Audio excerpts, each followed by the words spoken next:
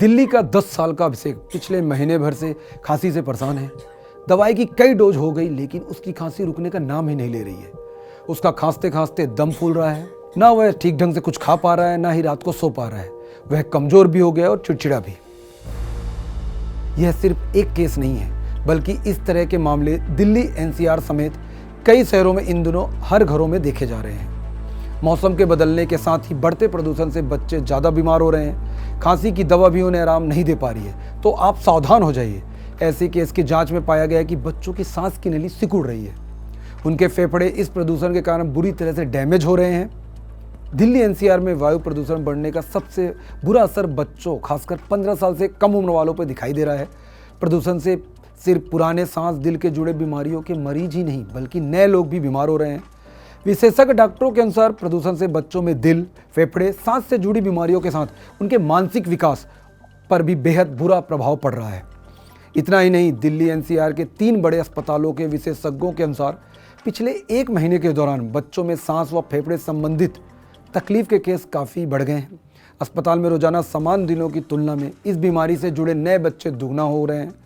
Gurgaon Sanawar international hospital की pulmonology विभाग की एचओडी डॉक्टर वंदना मिश्रा बताती हैं कि प्रदूषण का असर बच्चों के ब्रेन, आँख की रोशनी, हार्ट, मेंटल डेवलपमेंट पर पड़ रहा है। शुद्ध ऑक्सीजन ब्रेन, ब्लड और हार्ट के लिए जरूरी है, जो उन्हें नहीं मिल पा रहा है। हालात यह हैं कि रोजाना 30-35 सिगरेट पीने वाले स्मोकर की तरह बच्चों की सांस की नली सिकुड़ रही है। उनके फेफड़े कमज़ोर हो रहे हैं। विशेषज्ञ डॉक्टरों ने जागरण प्राइम से बातचीत में बताया कि इन दिनों हमारे पास ऐसे कई बच्चे आ रहे हैं जिन्हें 1 महीने से लगातार खांसी हो रही है। दवा का पूरा डोज होने के बाद भी बच्चों को कोई राहत नहीं मिल पा रही है। तब डॉक्टर उन्हें फेफड़े या सांस विशेषज्ञों के पास भेजते हैं। यहाँ जांच में पता चला कि उनके लंग्स में परेशानी है। इसे लेकर Artemis multi specialty hospital Gurugram के head pediatrics doctor Vineet Kwatra बताते हैं कि वायु प्रदूषण से हार्ट व अस्थमा मरीज के अलावा समान बच्चों के शारीरिक मानसिक विकास पर भी बुरा प्रभाव पड़ रहा है। प्रदूषण से बच्चों का ब्रेन, फेफड़ा, श्वसन नली को नुकसान हो रहा है।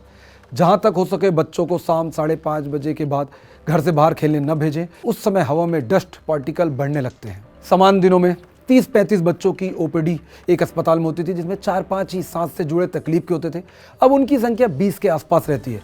कैलाश हॉस्पिटल नोएडा के senior chest physician doctor Lalit Mishra बताते हैं कि दिल्ली एनसीआर में वायु प्रदूषण का सबसे बुरा असर बच्चों पर पड़ रहा है। पिछले कुछ दिनों के दौरान ही ओपीडी में सांस फेफड़े से जुड़ी तकलीफ वाले बच्चों की संख्या 3 गुना बढ़ गई है। करीबन 50% मरीज 15 साल से कम उम्र वाले हैं। बच्चों में लंग सिकुड़ने की परेशानी दिखाई दे रही है। 18 करोड़ बच्चे रोजाना जहरीली हवा लेने को मजबूर। WHO के अनुसार 10 में से 5 वर्ष की उम्र के कम बच्चों की मौत वायु प्रदूषण के कारण होती है। प्रकाशित रिपोर्ट के अनुसार 2019 में 3,61,000 बच्चों की मौत वायु प्रदूषण के कारण सांस से जुड़ी बीमारियों से हुई। 15 साल से कम उम्र के विश्व के 93%, करीबन 18 करोड़ बच्चे रोजाना जहरीली हवा में सांस लेने को मजबूर हैं। इससे उनका शारीरिक व मानसिक विकास प्रभावित होता है। 2019 में दुनिया में 42 लाख लोगों की मौत वायु प्रदूषण के कारण समय से पहले हो गई। बाहरी और घरेलू प्रदूषण दोनों के प्रभाव को मिला दिया जाए तो दुनिया में 67 लाख लोगों की आकस्मिक मौत हुई। विशेषज्ञ डॉक्टरों का कहना है कि वायु प्रदूषण को पूरी तरह से नहीं रोका जा सकता है, लेकिन इस दौरान कुछ उपाय करके बच्चों को और खुद को इसके खतरे से काफ़ी हद तक बचा सकते हैं। बच्चों को मास्क पहनाकर ही बाहर भेजें। घर में ऐसे प्लांट लगाएं जिससे ताज़ी हवा बनती है। घरों में धुआं या स्मोक स्प्रे का प्रयोग न करें। एंटीऑक्सीडेंट इम्यूनिटी बूस्टर लें। शाम को नमी होने से डस्ट पार्टिकल नीचे ही रह जाते हैं। इस दौरान बच्चों को घर से बाहर खेलने न भेजें। हो सके तो उन्हें दोपहर या शाम 5:30 बजे के पहले खेलने को कहें।